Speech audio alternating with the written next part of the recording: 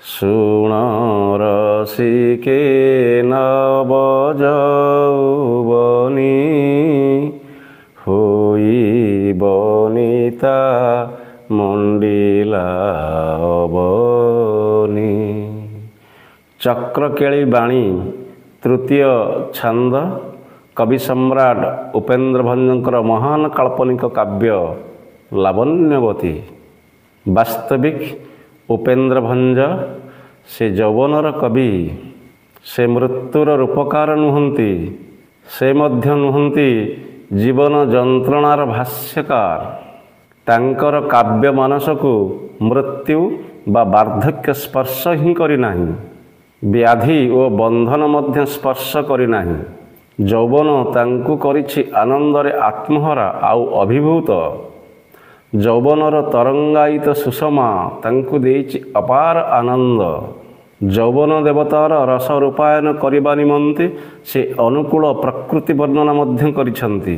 ତାଙ୍କ କାବ୍ୟରେ ବନ, ଉପବନ, ସରୋବର, ଗ୍ରହ, ନକ୍ଷତ୍ର, ତାରା, ସୂର୍ଯ୍ୟ ଏମାନେ ସମସ୍ତେ ଯୌବନ ଦେବତାର ପରିପୋଷକ। ସେ ଦିବ୍ୟ ନାରୀର ରୂପକାର, ସେ ମଧ୍ୟ ଦିବ୍ୟ ପୁରୁଷର ଚିତ୍ରକର। ତେଣୁ ରସ ହୋଇଛି ଦିବ୍ୟ ରସ। ବାରମ୍ବାର ସେ ସମ୍ବୋଧନ କରିଛନ୍ତି ରସିକମାନଙ୍କୁ, ବିଦୁଷମାନଙ୍କୁ, ଦିବ୍ୟ ପଣ୍ଡିତମାନଙ୍କୁ। ଆଉ ଏଇଥିପାଇଁ ଲାବଣ୍ୟବତୀର ପ୍ରଥମ ଛାନ୍ଦରେ ସେ ଉଦ୍ଘୋଷଣା କରିଛନ୍ତି, ମୂର୍ତ୍ତିମନ୍ତ କରି ମୃଦୁ ଗୀତ ବିଚାରଇ ଏଣୁ କରିଥିବ ଅଳଙ୍କାର ଯୁକ୍ତ ହୋଇ ଯେ। ବାସ୍ତବିକ ଉପେନ୍ଦ୍ର ଯୌବନ ଦେବତାର ମୁଗ୍ଧ ଉପାସକ ନିଶ୍ଚୟ। ତେବେ ଆଜିର ଆଲୋଚନା ଲାବଣ୍ୟବତୀର ଯୌବନ ବର୍ଣ୍ଣନା ଆଉ ଏହି ଯୌବନ ଅବସ୍ଥାରେ କିଭଳି ଭାବରେ ସେ ଲାବଣ୍ୟବତୀର ରୂପ ବର୍ଣ୍ଣନା କରିବାରେ ସିଦ୍ଧହସ୍ତ, ଏଥିରୁ ଆଲୋଚନାରୁ ପ୍ରମାଣିତ ହେବ। ଆସନ୍ତୁ ତେବେ ଆଲୋଚନା କରିବା। ଯାହା କୁହାଯାଇଛି, ଶୁଣ ରସିକେ ନବ ଯୌବନି ହୋଇ ବନିତା ମଣ୍ଡିଲା ଅବନି। ଏଣୁ ଉପମା ଗଣ ନିରନ୍ତର କି କରିବା ଭାବି ହେଲେ କାତର। କୁହାଯାଇଛି ନବ ଯୌବନୀ ଅର୍ଥାତ୍ ନୂଆ ଯୌବନ ପ୍ରାପ୍ତ ହୋଇଥିବା ଏହି ଲାବଣ୍ୟବତୀ, ଯିଏକି ନିଶ୍ଚିତ ଭାବରେ ଯୌବନ ପ୍ରାପ୍ତ ହୋଇଛି, ଏଥିପାଇଁ କୁହାଯାଇଛି ନବ ଯୌବନୀ। ଆହୁରି ମଧ୍ୟ କୁହାଯାଇଛି ବନିତା, ଯାହାର ଅର୍ଥ ସ୍ତ୍ରୀ, ଅବନି ଅଥଚ ପୃଥିବୀ। କୁହାଯାଇଛି ଶୁଣ ରସିକେ ଅର୍ଥାତ୍ ହେ ରସିକ, ହେ ବିଦୁଷମାନେ, ହେ ସୁଜନମାନେ ଶୁଣିବା ହୁଅନ୍ତୁ। ଲାବଣ୍ୟବତୀ କିଭଳି ଭାବରେ ନୂଆ ଯୌବନକୁ ପ୍ରାପ୍ତ ହୋଇଛି ଏବଂ ସେ କିଭଳି ଭାବରେ ସମଗ୍ର ଅବନି ବା ପୃଥିବୀକୁ ମଣ୍ଡନ କରିଅଛି, ତାହାର ସୌନ୍ଦର୍ଯ୍ୟରେ ବିଭୂଷିତ ହୋଇଛି, ଏହା କୁହାଯାଇଛି ଏହି ପ୍ରଥମ ପଦରେ ତୃତୀୟ ଛାନ୍ଦ ଲାବଣ୍ୟବତୀ। ତେବେ ଆସନ୍ତୁ ଏହାର ପରବର୍ତ୍ତୀ ପଦକୁ ମଧ୍ୟ ଆମେ ଆଲୋଚନା କରିବା। କୁହାଯାଇଛି, ଝଳି କାନ୍ତିରେ ଲଭିଣ ଭୀତିକି କଲା କଣ୍ଟକ ଦୁର୍ଗକୁ କେତକୀ। ସୁନ୍ଦର ଭାବରେ କୁହାଯାଇଛି। ଝଳି କୁହାଯାଇଛି ଯାହାର ଅର୍ଥ ଉଜ୍ଜ୍ୱଳ ଦିଶି, ଏବଂ ନିଶ୍ଚିତ ଭାବରେ କୁହାଯାଇଛି କାନ୍ତି, ଯାହାର ଅର୍ଥ ବର୍ଣ୍ଣ। କୁହାଯାଇଛି କଣ୍ଟକ ଦୁର୍ଗ, ଯାହାର ଅର୍ଥ କଣ୍ଟାପୂର୍ଣ୍ଣ ଗଡ଼। ଲାବଣ୍ୟବତୀର ଲାବଣ୍ୟ କାନ୍ତିରେ କିଭଳି ଭାବରେ ଝଲମଲ ହେଉଥିଲା, ତାହା ଦେଖି ପ୍ରମାଦ ମନେ କଲା ଏହି କେତକୀ ପୁଷ୍ପ, ଯିଏକି କଣ୍ଟକ ଦୁର୍ଗରେ ଲଜ୍ଜାନବତ ହୋଇ ରହିଲା ଏବଂ ଲାବଣ୍ୟବତୀର ଶୋଭା ଆଉ ସୌନ୍ଦର୍ଯ୍ୟ ଆଗରେ କ୍ଷୀଣ ପଡ଼ିଗଲା ଏହି କେତକୀ ପୁଷ୍ପ, ଯାହାକୁ କି କଣ୍ଟକ ଦୁର୍ଗ ମଧ୍ୟରେ ଲୁଚି କରି ରହିବାକୁ ପଡ଼ିଲା। ଏଥିପାଇଁ କୁହାଯାଇଛି ଝଳି କାନ୍ତିରେ ଲଭିଣ ଭୀତିକି କଲା କଣ୍ଟକ ଦୁର୍ଗକୁ କେତକୀ। ପରବର୍ତ୍ତୀ ପଦରେ ମଧ୍ୟ ଆହୁରି ଚମତ୍କାର ବର୍ଣ୍ଣନା କରି କୁହାଯାଇଛି, ପାଞ୍ଚେ ମନ୍ଦର କୁଚ ବଢ଼ିବାରେ କିମ୍ପା ବୁଡ଼ି ନ ମଲି ପାରବାରେ। ନିଶ୍ଚିତ ଭାବରେ ପାଞ୍ଚେ ଅର୍ଥାତ୍ ଉପାୟ କରେ ବା ଚିନ୍ତା କରେ ମନ୍ଦର ପର୍ବତ।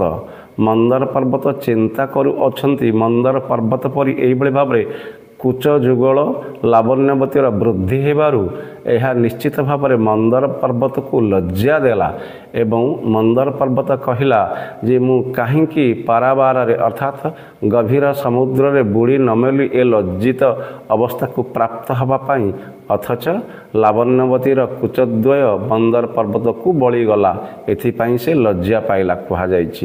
ଚମତ୍କାର ଯୌବନ ବର୍ଣ୍ଣନା ଉପେନ୍ଦ୍ର ଭଞ୍ଜଙ୍କର। ପରବର୍ତ୍ତୀ ପଦରେ ଲାବଣ୍ୟବତୀର ଯୌବନ ବର୍ଣ୍ଣନାର ଅନୁପମ ଚିତ୍ର ପ୍ରଦାନ କରାଯାଇ କୁହାଯାଇଛି, ନାସା ପୁଡ଼ା ଫୁଲିବାର ଅନାଇ ଭାଷା ବନ୍ଧେ ସୁକ ମନ ମନାଇ।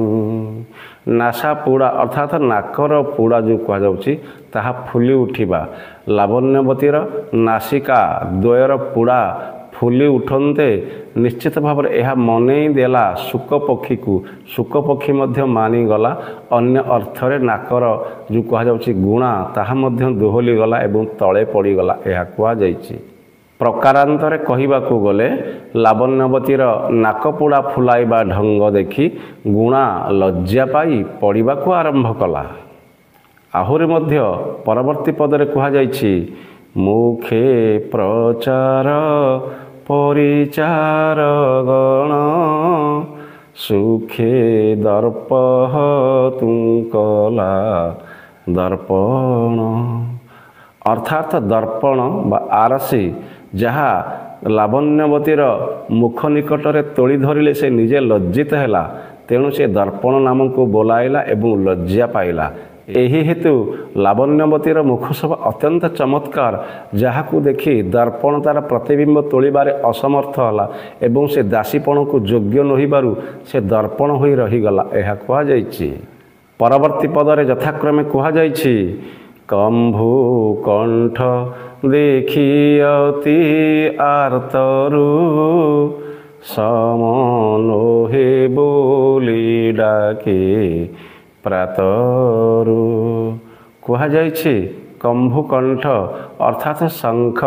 ଶଙ୍ଖ ଲାବଣ୍ୟବତୀର ଏଭଳି କଣ୍ଠର ସୂଚନା ପାଇଛନ୍ତି ଯାହାଫଳରେ କି ନିଶ୍ଚିତ ଭାବରେ ଶଙ୍ଖ ବି ଲଜ୍ଜିତ ଅଛନ୍ତି। ତେଣୁ ଅତ୍ୟନ୍ତ ଆର୍ତ୍ତ ଚିତ୍କାର କରି ଏହି ଶଙ୍ଖ ଲାବଣ୍ୟବତୀର କଣ୍ଠ ସହ ସମାନ ହୋଇପାରୁନାହାନ୍ତି। ତେଣୁ ଏଥିପାଇଁ ସେ ସକାଳୁ ଆର୍ତ୍ତ ଚିତ୍କାର କରି ବାଜି ଉଠନ୍ତି। ପ୍ରତି ମଙ୍ଗଳ ପ୍ରଭାତର ବିଧାନ କରି ସେ ଯେଉଁ କୁହାଯାଉଛି ପ୍ରତି ପ୍ରଭାତରୁ ଦେବାଳୟରେ ଶଙ୍ଖ ନିନାଦିତ ହୁଏ, ସେଥିପାଇଁ ସେ ଲାବଣ୍ୟବତୀର ଯୋଗ୍ୟ ହୋଇପାରିଲେ ନାହିଁ ତାଙ୍କର କଣ୍ଠ ସହିତ, ଏଥିପାଇଁ ଶଙ୍ଖ ମଧ୍ୟ ଲଜ୍ଜିତ। ପରବର୍ତ୍ତୀ ପଦରେ ଅତି ଚମତ୍କାର ଭାବରେ ଲାବଣ୍ୟବତୀର ଯୌବନ ବର୍ଣ୍ଣନା କରାଯାଇଛି ଏବଂ କୁହାଯାଇଛି ମଧ୍ୟ, ନେତ୍ର ସଙ୍ଗେ ଲକ୍ଷିବେ କି ସୁମରି ମୀନ ଜଳ ହୀନରେ ଯାଏ ମରି। ଲାବଣ୍ୟବତୀର ନେତ୍ର ଯେଉଁ କୁହାଯାଉଛି ମୀନ ନୟନା, ଲାବଣ୍ୟବତୀର ନେତ୍ରଦ୍ୱୟ ଏତେ ସୁନ୍ଦର ଏତେ ସମୁଜ୍ଜ୍ୱଳ, ତା ସହିତ କେବେ ଲକ୍ଷ୍ୟରେ ଉପମା ଦେଇପାରିଲା ନାହିଁ ମୀନ।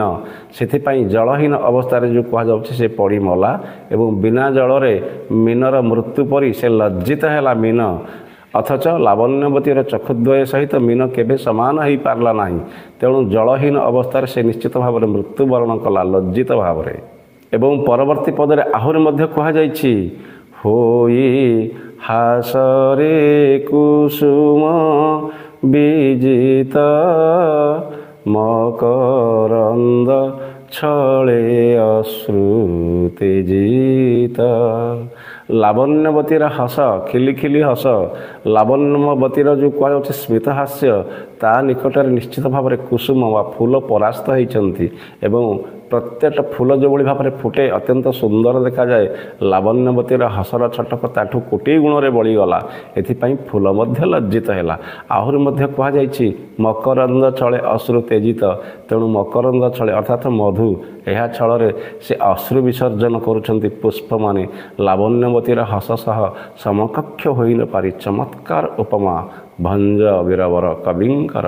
ଆହୁରି ମଧ୍ୟ ପରବର୍ତ୍ତୀ ପଦରେ ଲାବଣ୍ୟବତୀର ପଦ ବର୍ଣ୍ଣନା କରିବାକୁ ଯାଇ ଉପେନ୍ଦ୍ର କହିଛନ୍ତି, ରମ୍ଭା ଉପମା ପଦ ପ୍ରଦେଶକେ ଆଉ କେହୁ ସମହେବ ଅଂଶକେ।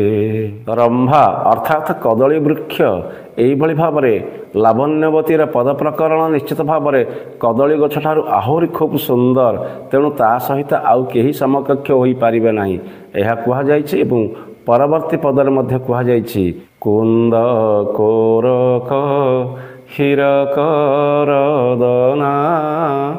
ସୁଧାକର ସରସିଜ ବଦନା। କୁନ୍ଦ କୋରକ, କୁନ୍ଦ କଢ଼ି, ଫୁଲର କଢ଼ି ପରି ଯାହାର ଯେଉଁ କୁହାଯାଉଛି ଦନ୍ତପନ୍ତି ଅତ୍ୟନ୍ତ ଶୁଭ୍ର ଓଜଯୁକ୍ତ ଏବଂ ହୀରକ ତୁଲ୍ୟ ଯେଉଁ କୁହାଯାଉଛି ହୀରାକ ଅର୍ଥାତ୍ ହୀରା ପରି ଯାହାର ଦନ୍ତପନ୍ତି, କୁନ୍ଦ କୋରକ କୁନ୍ଦ ପୁଷ୍ପ ବା କୁନ୍ଦ କଢ଼ି ପରି ଯାହାର ଏଇ ଯେଉଁ କୁହାଯାଉଛି ଦନ୍ତପନ୍ତି ଅର୍ଥାତ୍ ରଦନା ଏବଂ ସୁଧାକର ଯାହାକୁ କୁହାଯାଉଛି ଚନ୍ଦ୍ର ଏବଂ ସରସିଜ ଯାହାର ଅର୍ଥ ପଦ୍ମ, ପଦ୍ମ ପରି ଯାହାର ବଦନ, ସରସିଜ ବଦନା ବୋଲି କୁହାଯାଇଛି। ପଦ୍ମ ପରି ସୁଗୋଲ ଯାହାର ମୁଖମଣ୍ଡଳ ଏବଂ କୁନ୍ଦ କୋରକ ଯାହାର ଦନ୍ତପନ୍ତି ଅତ୍ୟନ୍ତ ଉପମାଯୁକ୍ତ ଭାବରେ ଲାବଣ୍ୟବତୀର ମୁଖମଣ୍ଡଳକୁ ଅତି ଚମତ୍କାର ଭାବରେ ବର୍ଣ୍ଣନା କରିଛନ୍ତି ଉପେନ୍ଦ୍ର ଭଞ୍ଜ। ଏବଂ ପରବର୍ତ୍ତୀ ପଦରେ ମଧ୍ୟ କହିଛନ୍ତି ଏ ପ୍ରୟୋଗ ପରମ୍ପରା ଅଛିତ ବାଳାଠାରେ ବର୍ଣ୍ଣିବାର କୁଶ୍ଚିତ।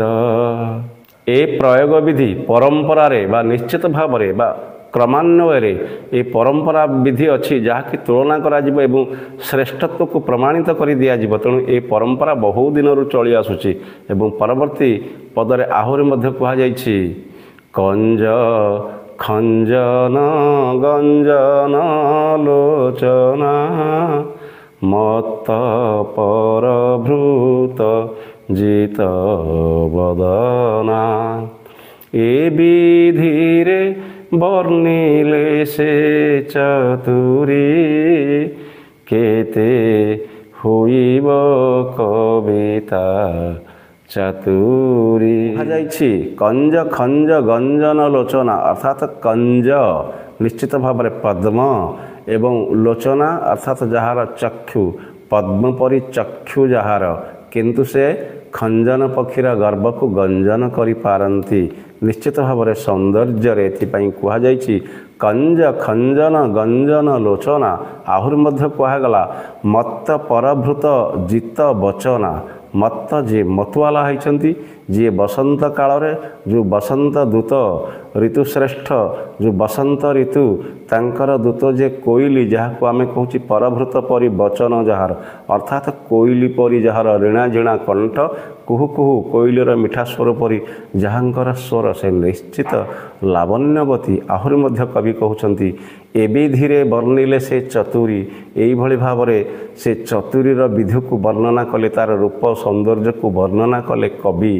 ଅଥଚ ଏଇଭଳି ବର୍ଣ୍ଣନା କଲେ ହୋଇବ କବିତା ଚାତୁରୀ। ଅନେକ କବିତା ଅନେକ ଚାତୁରୀ ହୋଇପାରିବ ନିଶ୍ଚିତ ଭାବରେ। କବିତାରେ ତାର ରୂପ ବର୍ଣ୍ଣନା କଲେ ଆହୁରି ଅନେକ କବିତା ଲେଖି ହୋଇଯିବ, ଅନେକ ଚାତୁର୍ଯ୍ୟ ମଧ୍ୟ ପ୍ରକାଶ ପାଇବ ବୋଲି କବି ଏଠାରେ ଆଶା ପୋଷଣ କରିଛନ୍ତି। ଉପେନ୍ଦ୍ର ଭଞ୍ଜ କବି ସମ୍ରାଟ, ଅନନ୍ୟ ସାଧାରଣ, ସେ ପ୍ରତିଭାବାନ କବି। ରାଜବଂଶର ସଂଘର୍ଷ ଓ ସଂଘାତ ମଧ୍ୟରେ ଥାଇ ଏବଂ ପାରିବାରିକ ବଂଶ ବିବାଦ ଏବଂ ଧନ ଦୌଲତ ଇତ୍ୟାଦିରୁ ମୁକ୍ତ ରହି ସେ ଓଡ଼ିଆ ଭାଷା ଭାରତୀକୁ ଉପହାର ଦେଇଛନ୍ତି ଅନେକ କାଳଜୟୀ କାବ୍ୟ କବିତା। କବି ଉପେନ୍ଦ୍ରଙ୍କ ବିରୁଦ୍ଧରେ ଯେତେ ଅପପ୍ରଚାର କଲେ ମଧ୍ୟ ସେ କାଳଜୟୀ, ସେ କାଳୋତ୍ତୀର୍ଣ୍ଣ, ସେ ଦେଦୀପ୍ୟମାନ। କାମ ଓ ପ୍ରେମ, ରସ ଓ ସୌନ୍ଦର୍ଯ୍ୟ, ଜୀବନ ଓ ଆନନ୍ଦର ସେ ରୂପକାର। ତାଙ୍କ କବିତାରେ ଦିବ୍ୟତା ଦିବ୍ୟଭାବ ଫୁଟି ଉଠିଛି। ତେଣୁ ତାଙ୍କ କବିତାରେ ନାରୀ ଦିବ୍ୟ, ପୁରୁଷ ଦିବ୍ୟ, କାବ୍ୟ ବି ଦିବ୍ୟ, ପ୍ରେମ ଦିବ୍ୟ, କାମ ଦିବ୍ୟ, ସମସ୍ତ ଜଗତ ହିଁ ଦିବ୍ୟତାରେ ପରିପୂର୍ଣ୍ଣ ତାଙ୍କ ଲେଖନୀରେ। ବାସ୍ତବିକ ଏପରି ଜଣେ କବିଙ୍କୁ କୋଳରେ ଧାରଣ କରି ଉତ୍କଳ ଭାରତୀ ଧନ୍ୟା ହୋଇଛି। ବନ୍ଦେ ଉତ୍କଳ ଜନନୀ।